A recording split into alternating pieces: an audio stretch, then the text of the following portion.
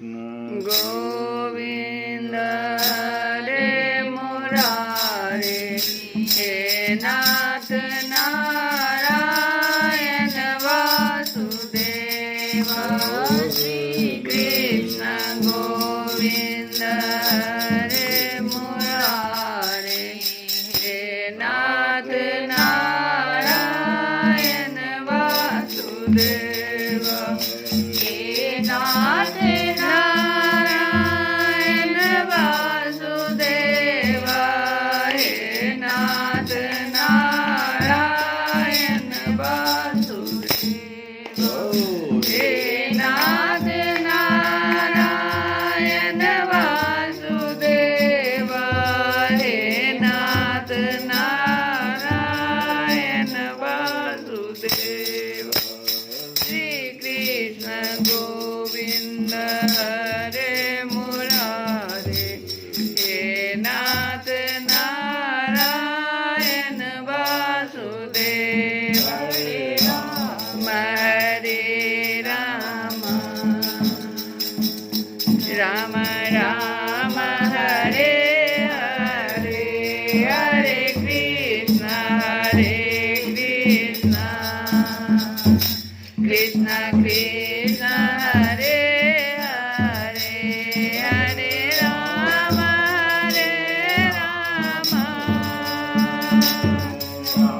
राम हरे हरे हरे कृष्ण कृष्ण कृष्ण हरे हरे हरे राम राम राम हरे हरे हरे कृष्ण कृष्ण कृष्ण हरे हरे। जय श्री कृष्ण। कल की कथा में हम लोग सुन रहे थे कि भगवान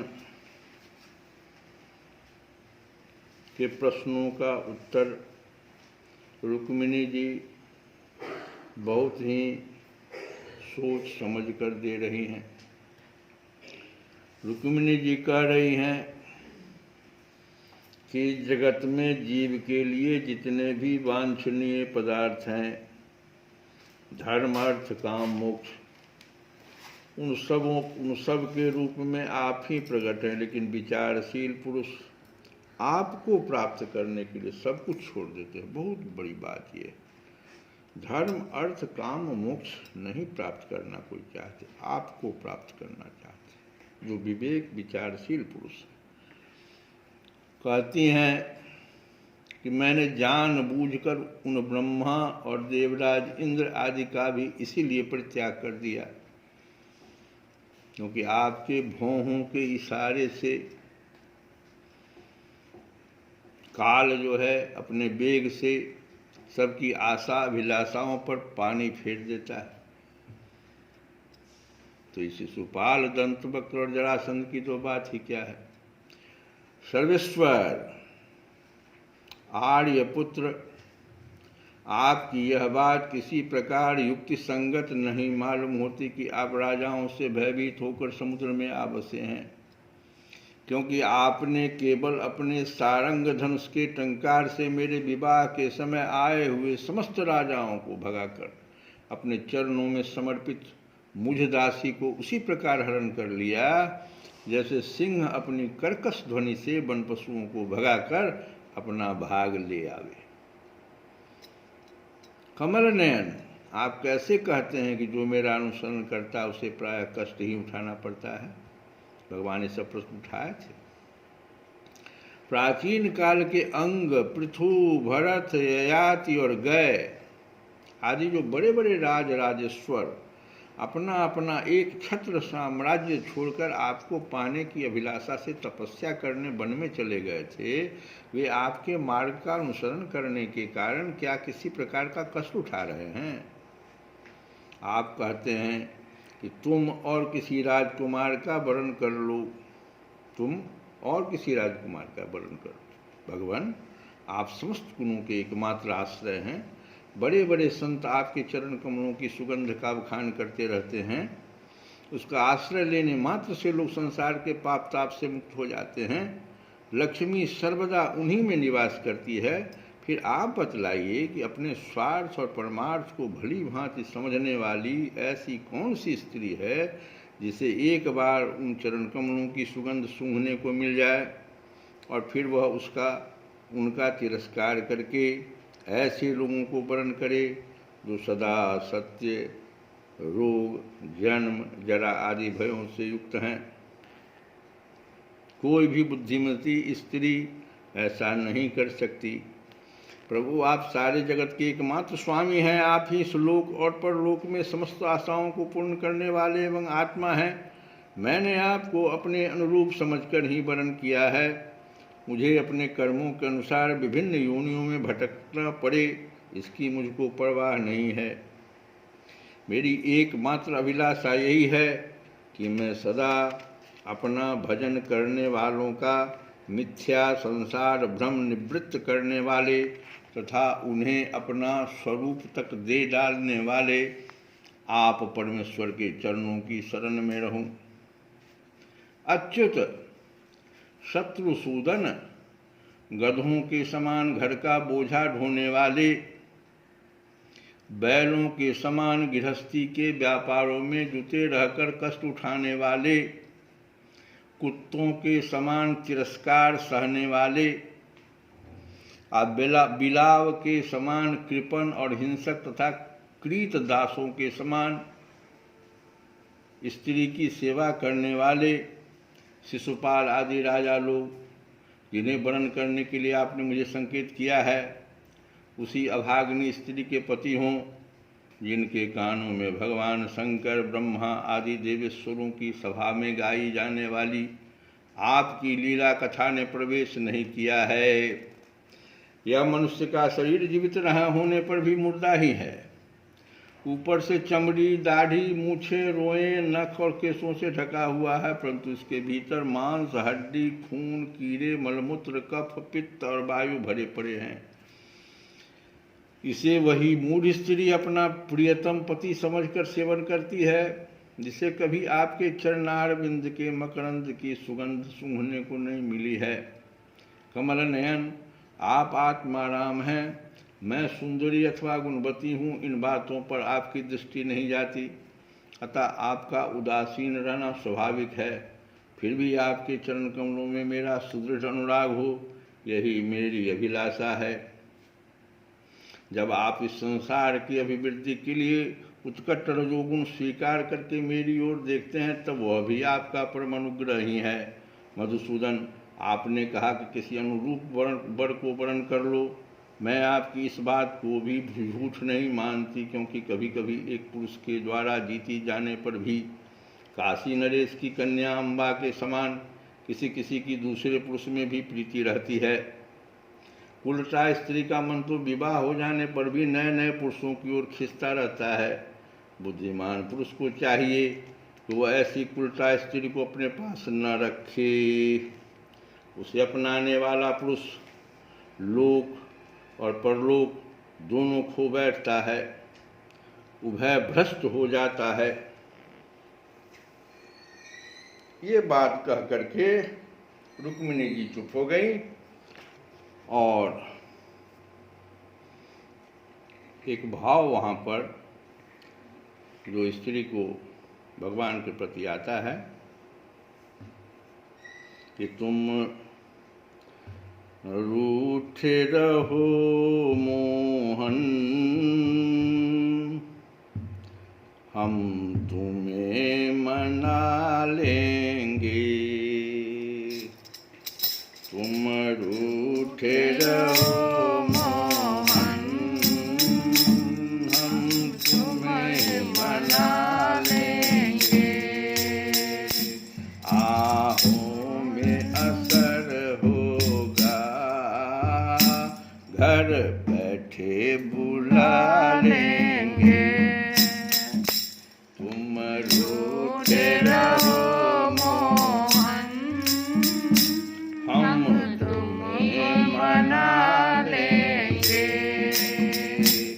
तुम कहते हो मोहन हमें मधुबन प्यारा है। तुम कहते हो मोहन हमें मधुबन प्यारा है। एक बार तो आ जाओ, एक बार तो आ जाओ, मधुबन ही बना देंगे। तुम रूठे रहो मोहन, हम तुम्हें मना लेंगे। तुम कहते हो मोहन हमें माखन प्यारा है। तुम कहते हो मोहन हमें माखन प्यारा है। एक बार तो आ जाओ, एक बार तो आ जाओ, माखन ही खिला देंगे। तुम रूठे रहो मोहन, हम तुम्हें मना लेंगे। तुम कहते हो मोहन हमें राधा प्यारी है। तुम कहते हो मोहन हमें राधा प्यारी है। एक बार तो आ जाओ, राधा से मिला देंगे। तुम रूठे रहो मोहन, हम तुम्हें मना लेंगे। तुम कहते हो मोहन हमें कहाँ बिठाओगे। इस दिल में तो आ जाओ, इस दिल में तो आ जाओ, पलकों में बिठा लेंगे। तुम रूठे रहो मोहन, हम तुम्हें मना लेंगे। लगी आग तो सीने में तेरी प्रेम जुदाई की। लगी आग तो सीने में तेरी प्रेम जुदाई की। हम प्रेम की धारा से, हम प्रेम की धारा से लगी दिल को बुझा लेंगे। तुम रूठे रहो मोहन, हम तुम्हें मना लेंगे। गोविंद चले आओ,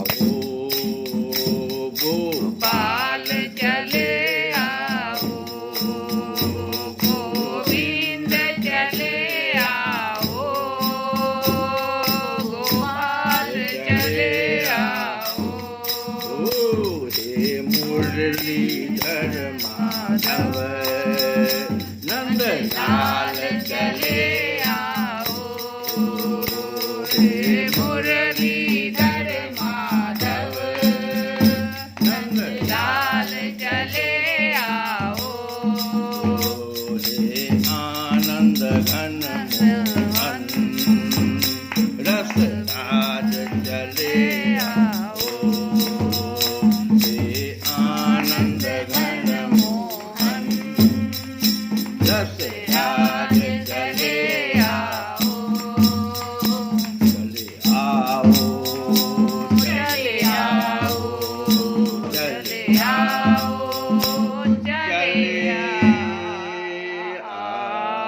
जय श्री कृष्ण गोविंद गोविंद हरे मुरारे